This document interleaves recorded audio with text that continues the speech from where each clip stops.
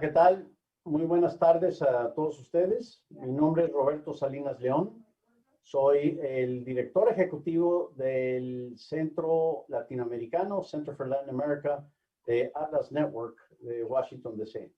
Es un gran honor para mí estar con ustedes moderando este panel el día de hoy con un orador absolutamente estelar que tenemos después de los tremendos participantes en los diferentes paneles y participaciones que han tenido.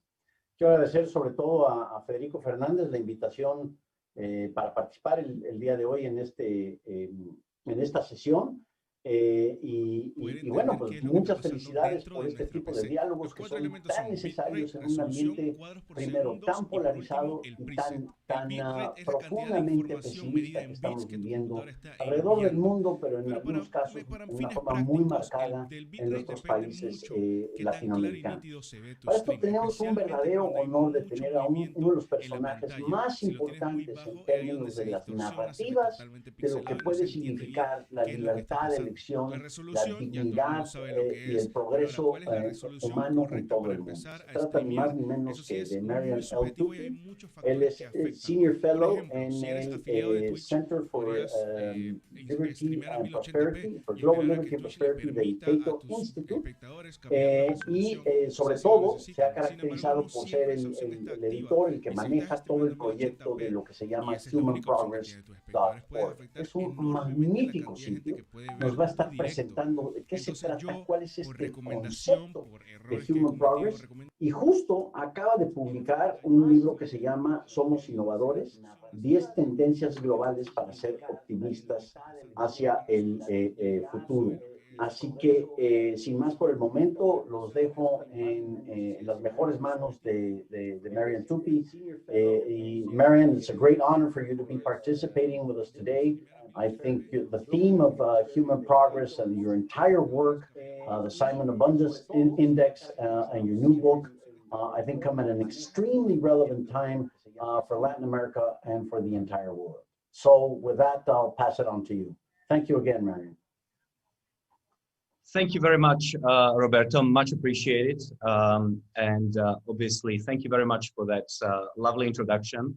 I've been working for Ian Vasquez, who is a Spanish speaker, for almost 2 decades. Unfortunately, my Spanish is not very good, and so I cannot present in Spanish. It will have to be in English, but I hope that our audience can understand me and can keep up. Before I start, just a quick question. Can you all see my presentation with the first page? I can. Okay, very good. So what I would like to spend the next 30 minutes or so talking about is a book which I co-authored. It came out on August 31st. And it is a book called 10 Global Trends Every Smart Person Should Know, and many others that you will find interesting. As Roberto mentioned, I am a senior fellow at the Cato Institute, and I also run a website called humanprogress.org. And perhaps of interest to some of you will be that I also am author of the Simon Abundance Index. My co-author is Ron Bailey. He is an award-winning correspondent for Reason magazine. It was his idea 2 years ago to combine our forces and to come up with the book, which I'm going to present to you today. So the book itself is doing rather well. For 5 weeks, it's been #1 in Amazon's statistics, as well as globalization and politics, and we are very proud of that. As you can see here from the layout, the book is meant to be a very easy to understand book, which is not heavy on theory, but it is very heavy on graphics. So no matter where you open the book, on the left-hand side, you will see 300, 400 words. On the right-hand side, you will see a chart. And the words will explain what you can see in the chart. Now, the book itself, as I mentioned, is not heavy on theory. It is supposed to be easy to understand and easy to get through. In fact, it is the first book of its kind that we published at Cato because it is intended to be a coffee table book, meaning that instead of the book sitting on a shelf somewhere gathering dust, it is supposed to be on the coffee table, which is why it's so beautifully designed and graphically designed and glossy pages and all that. So that when your friends or family come over, they can flip through it, and maybe it will spark a conversation. Did you know that the world is much richer than it used to be before? Did you know that poverty has declined massively in the last 50 or 60 years? that sort of thing. So the book is divided into a number of sections. The first section, and the only section that I will talk about, is 10 global trends. These are the most important trends that we have identified. But of course, there are 68 other trends in addition to the 10 trends, which have to do with humanity. We call it the people trends. We talk about natural resources in greater depth, about farming and agriculture, about technology, health, violence, the nature and the extent of work, and then we conclude with a number of trends about the United States in particular. But other trends are global. It's just that the last section is devoted to the United States. So what I want to start with is to talk about the first trend, and that is the Great Enrichment. Those of you who are familiar with the work of Deirdre McCloskey will know that she coined this phrase called the Great Enrichment. Now, the important thing about this chart is to notice the blue line at the bottom of the graph. And as you can see, going back all the way to year one, the global economy was basically flatlined. And you could take it all the way back to 10,000 years BC, and what you would see is that the global economy was really growing at an imperceptibly small rate.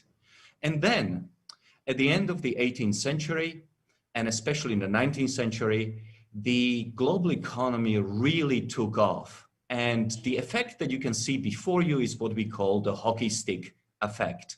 There is the long shaft at the bottom, and then over the last 200 years, the upward facing blade showing you the tremendous enrichment of global society. In about 1800, 1820, the global economy amounted to about $1 trillion. By 2015 or 16, it amounted to $90 trillion. So in the last 200 years, we have increased the global wealth by a factor of about 90. And this is really unprecedented in human history. Never before has wealth been generated and sustained over that long a period of time. Now, of course, there were periods like in the Ming Dynasty in China, or during the Enlightenment period in the Muslim world, when different parts of the world have grown. We call those instances of economic flourishing an efflorescence of economic flourishing.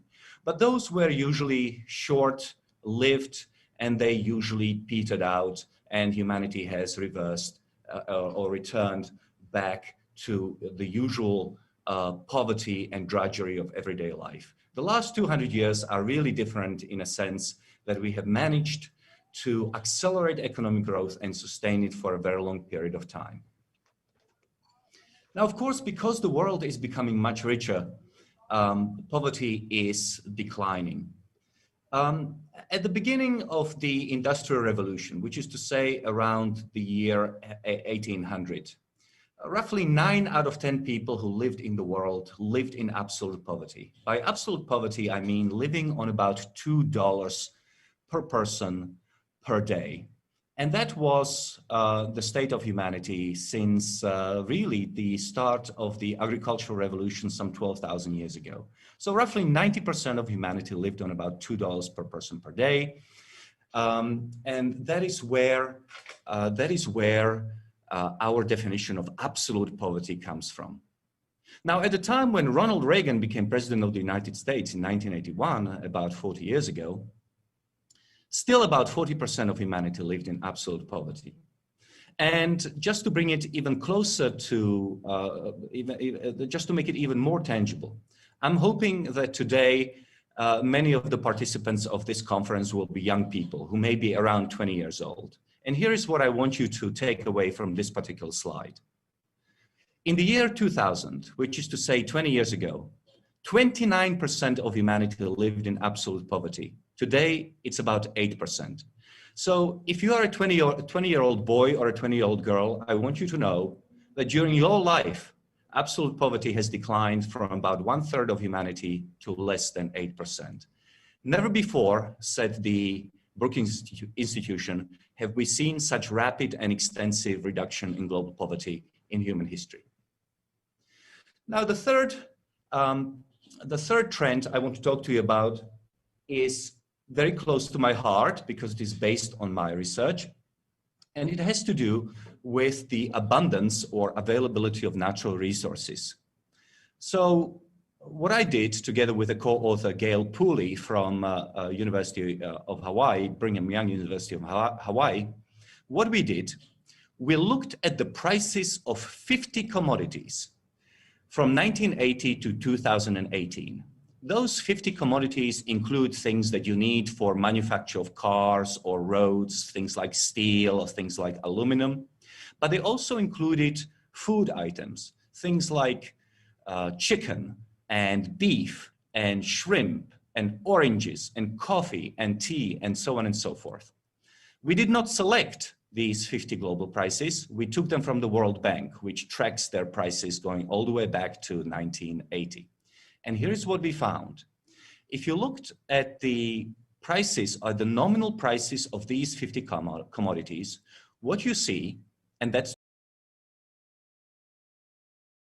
of mine, was to take it a step further. You see, there is a problem with real prices.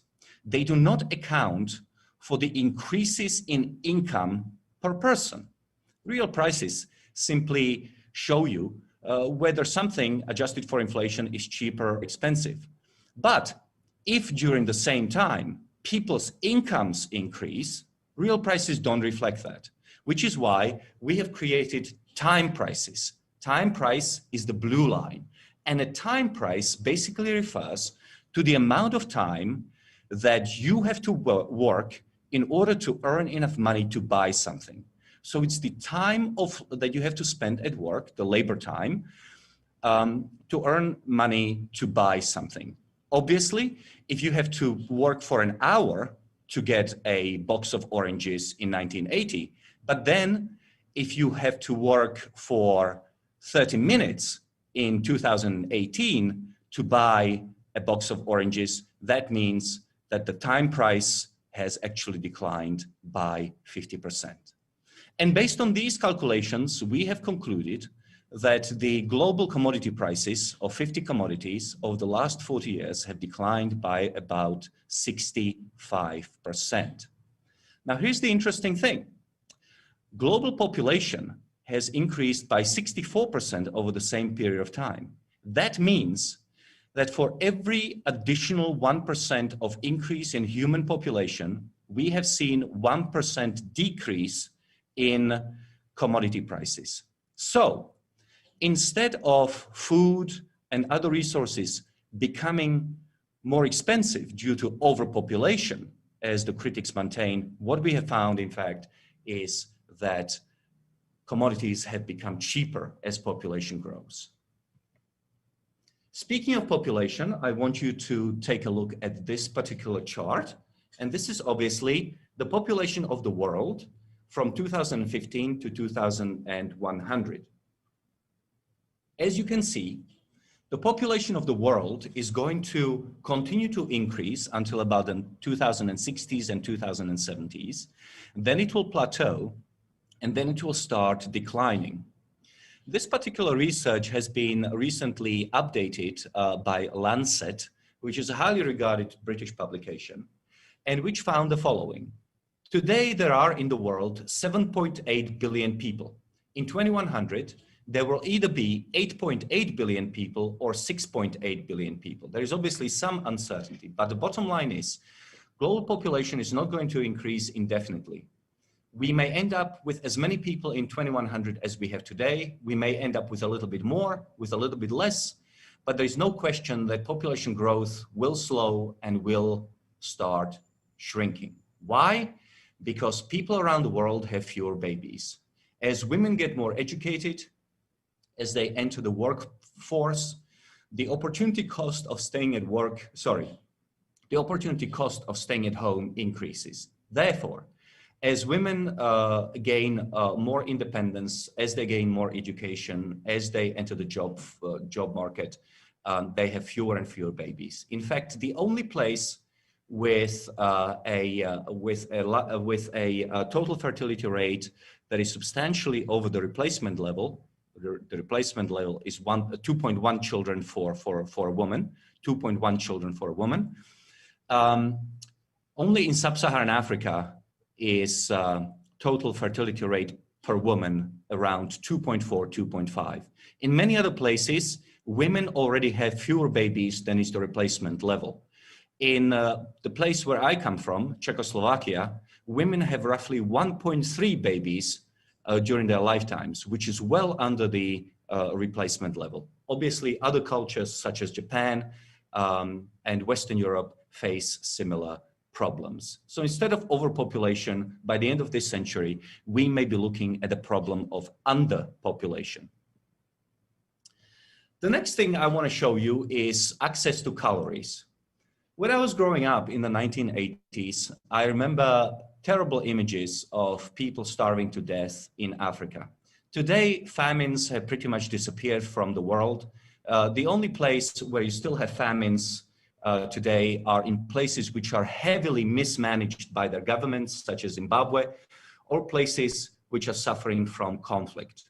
But the number of calories which are available to an average inhabitant of the world has increased from roughly 2,200 calories to almost 3,000 calories between 1961 and 2017. Just to give you a sense of how many calories, the United States Department of Agriculture recommends that people should consume on average 2,000 calories per day. So we have reached about 3,000 calories per person per day, which are available for human consumption. That doesn't mean that everyone in the world has access to 3,000 calories, but what it does mean is that we are producing more than enough food to feed the world. So that's the blue line. The orange line refers to increases in food production in Sub-Saharan Africa. Today, people in Sub-Saharan Africa have roughly access to as much calories as the Portuguese did in the early 1960s. So instead of famine and hunger, people in Sub-Saharan Africa are as well off when it comes to food as the Portuguese were in the early 1960s. In fact, in much of Africa, we are now seeing an increased problem with obesity, especially in urban areas and especially amongst women.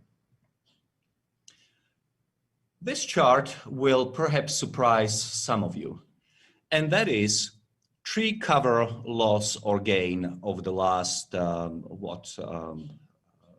close to what, about 35 years. I want you to look at the orange line, which shows you how many more trees are being planted in the world rather than being decimated. That's the blue line. And on the other side of the graph, I would like you to pay attention to the blue dot. If you see the blue dot to the right of the dotted line, that means that the region in question is adding more trees rather than losing trees. Obviously, in every region in the world, there is loss of trees going on.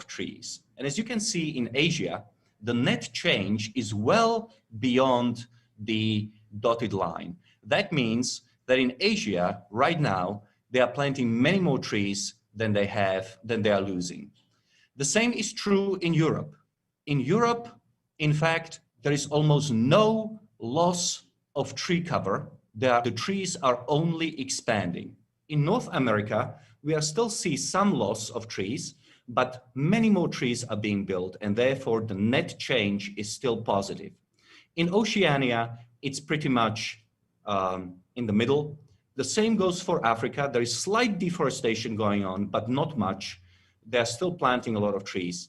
The problem really is South America, where you are adding trees, but at the same time, you are taking a lot of trees out of the circulation. So in Latin America, we are seeing net loss of tree coverage. But globally, the picture is very optimistic indeed.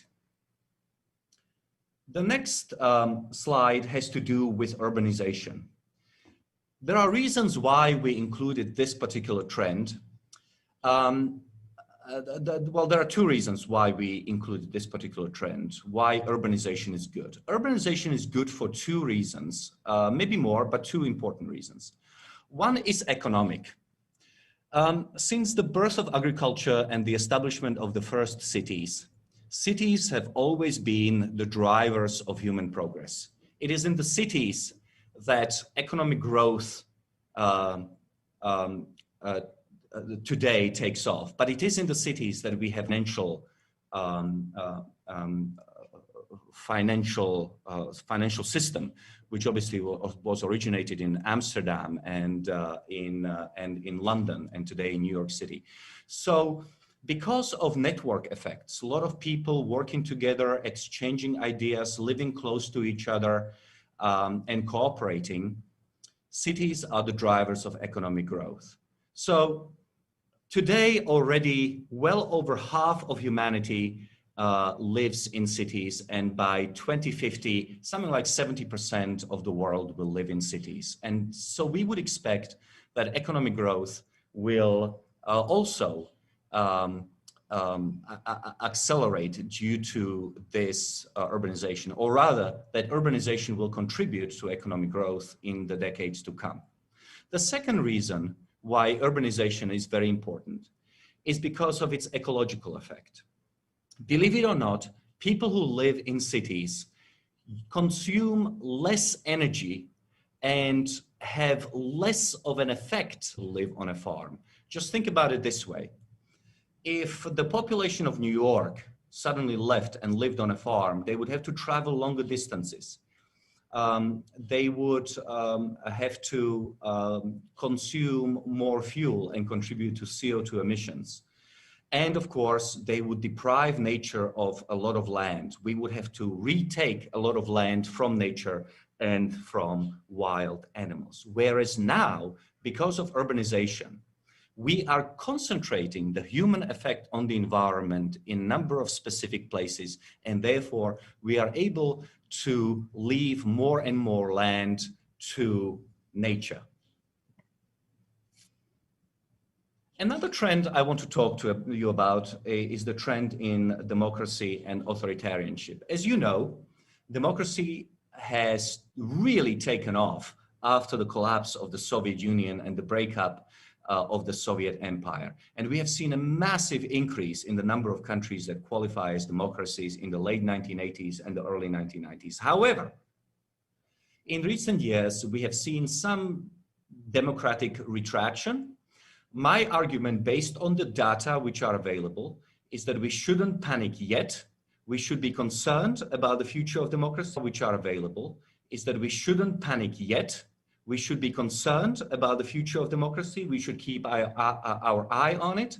But there is certainly not seen some sort of a massive decline in democracies around the world.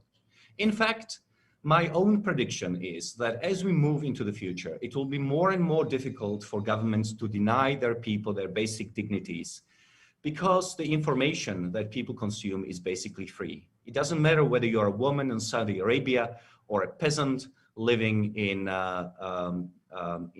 Kenya. You can see that people enjoy a lot of rights and a lot of dignity in other parts of the world. You can see it on the internet, you can receive information on your phone.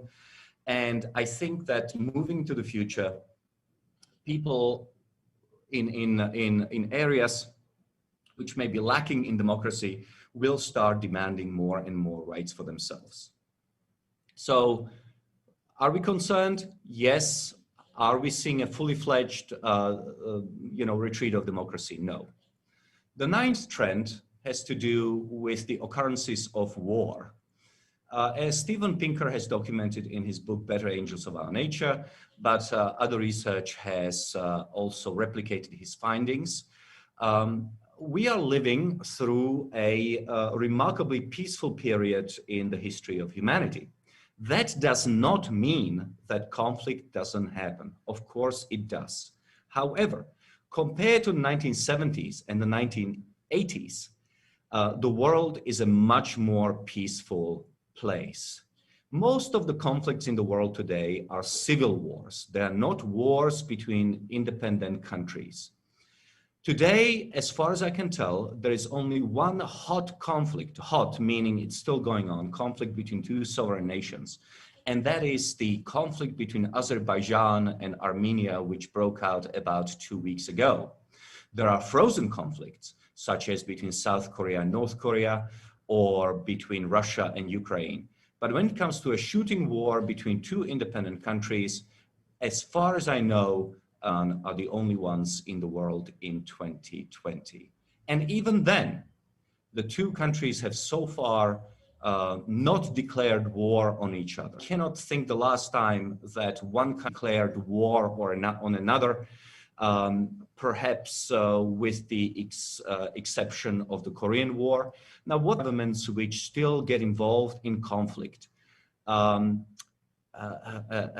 eschew an outright declaration of war, because war is becoming something of a rarity, and may that long last. The last slide I want to talk to you with deaths from natural disasters. Natural disasters are things which are unpredictable. These are things like tsunamis and earthquakes. Nobody can see them coming. Act of God, as we used to refer to it in the past. They are not man-made, they spring from nature. They are totally unpredictable. And yet, over the last 100 years, the number of fatalities from natural disasters has declined by 99%. Why is that? How come that if we cannot predict where these natural disasters come from, how come that fewer and fewer people are dying from natural disasters? And the most persuasive answer I've come across is that it is because we are becoming wealthier and more technologically savvy. As people are able to build sturdier buildings, they no longer get credit. Those buildings survive earthquakes. Also, we have become more technologically savvy. We have, for example, satellites, which are able to tell us that there is a hurricane forming in the Caribbean.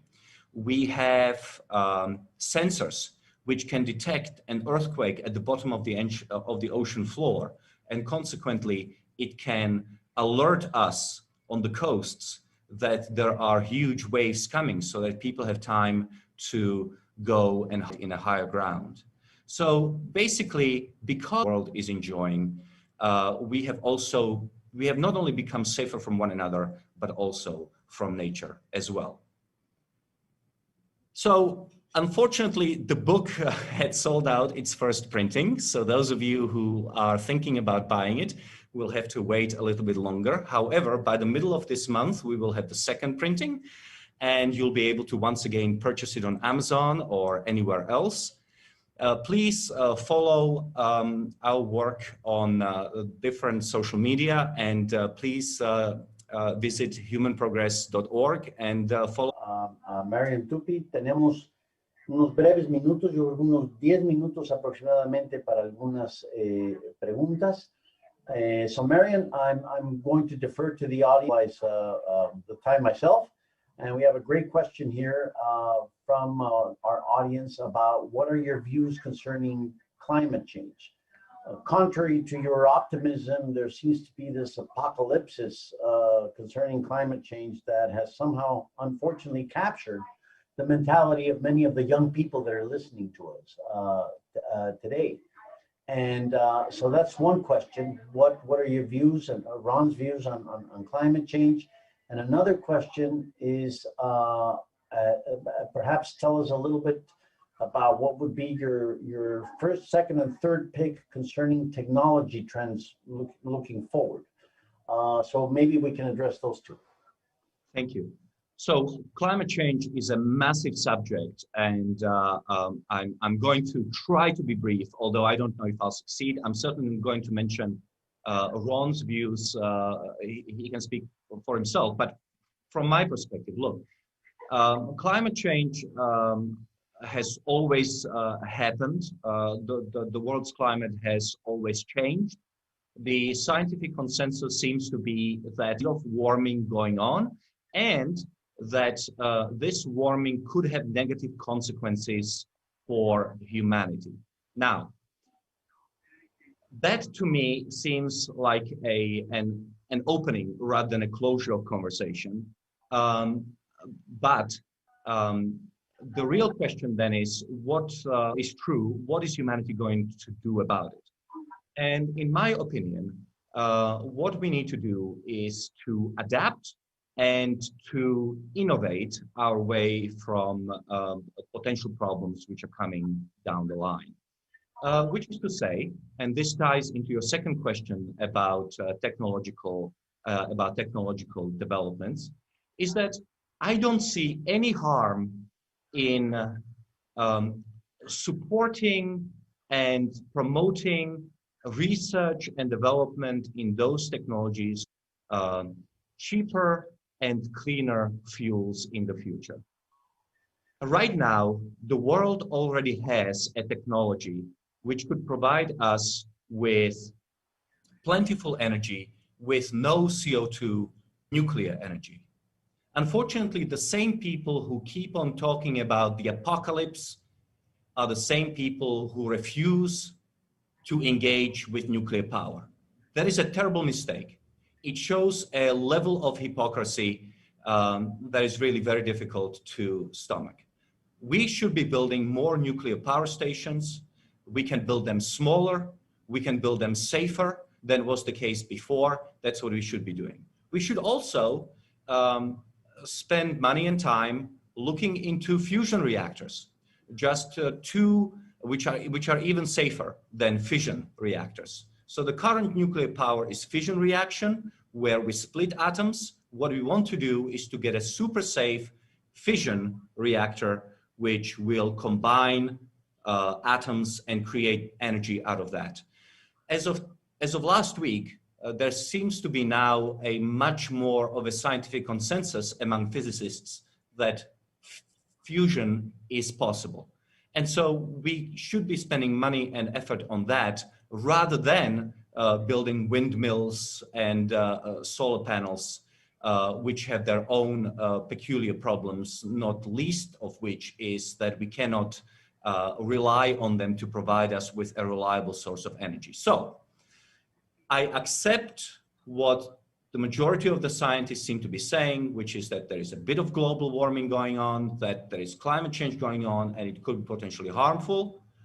But we are not going to solve this by restricting people's access to energy and restricting their consumption. Nobody wants to do that. People in the West don't want to do it. People in underdeveloped countries don't want to do it. And it would be immoral to force them to do it. So instead, let's try to come up with sources of energy which can provide us with plentiful energy, but without CO2s. I think that we can do it. We already have technology. We can improve on it. The second thing that I am very excited about when it comes to technology is the excellent progress being made in biotechnology. We are living through COVID pandemic, obviously, terrible thing as it is. We are going to have a vaccine within a year of the identification of the pandemic. A lot of people have lost lives. A lot of people have lost their loved ones. But the bottom line is that never before in human history have we been able to produce a vaccine as quickly as we are able to do it in 2020. But that's just one part of biotechnology. There are other exciting things going on with CRISPR-Cas9 and genetic editing. We might be able, within a few decades, to do all sorts of wonderful things, not only defeat cancer, but also by many, many decades. Excellent. We have, I think, 5 minutes, and you touched the topic of COVID, which of course is also fueled a great deal of the apocalyptic, ultra-pessimistic mentalities concerning the future of the world and the future of the ideas of liberty.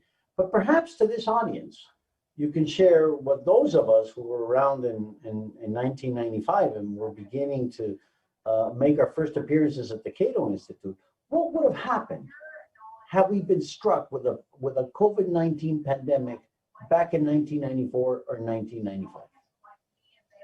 Well, the first and the most important thing that would have happened is that we wouldn't be able to identify, decode, and share information about COVID as speedily as we can now. So think about it this way.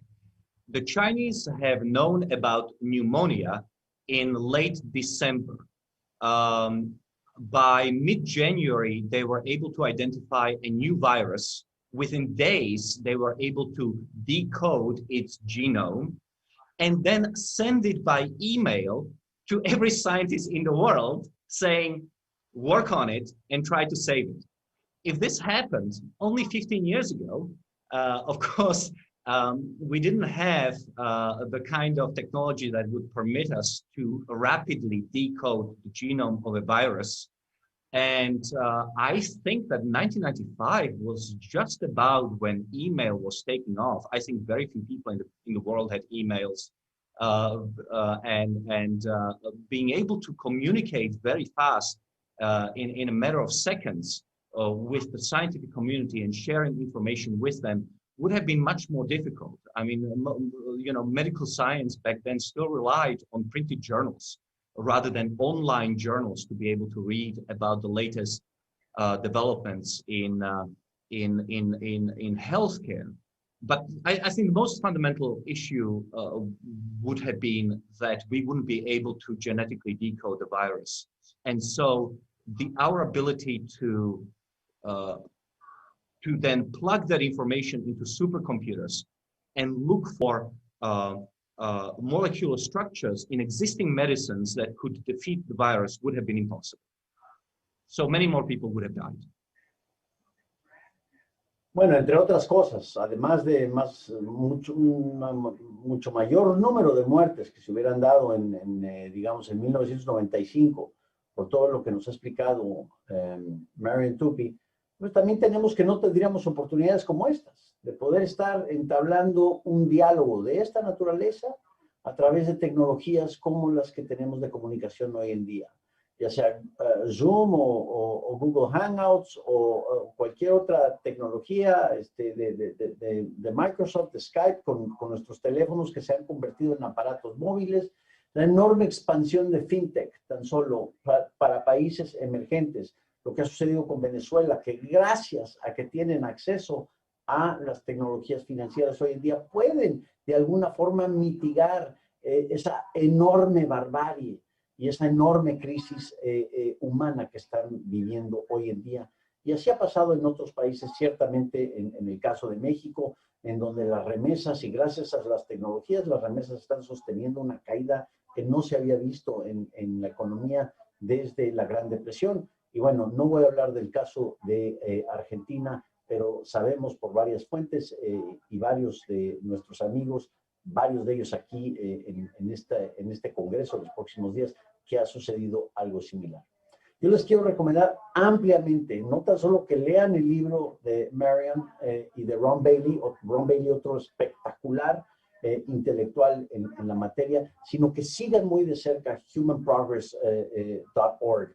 Y ojalá haya alguna versión en español en un futuro para todos los jóvenes que nos escuchan. Esto es precisamente el tipo de narrativas que nos van a permitir combatir, ya sea el sentimiento del socialismo milenial o el romance de lo que hoy se habla como Democratic Socialism en los Estados Unidos, porque al final del día, Human Progress, el progreso humano, descansa en la libertad de los individuos de que puedan trabajar, de que puedan hacer elecciones en una forma libre, puedan intercambiar en una forma que sea libre y voluntaria.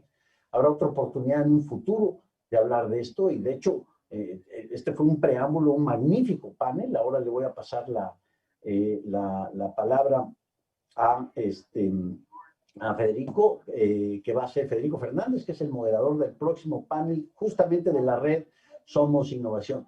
Marian, I want to thank you for wonderful, wonderful participation, spectacular presentation. We hope to use some of its findings, which is a nicer way of saying plagiarizing. But This is really a great deal of very constructive thought where most of our young in Latin America and all over the world should be focusing on. And we hope to see you again virtually or physically in another setting, and keep up the fantastic work. Thank you very much for those very kind words, and very good luck with the rest of the conference. Thank you. Thank you, Mario. Federico, es todo tuyo. Muchas gracias a todos ustedes. Roberto Salinas del Center for Latin America de Atlas Network.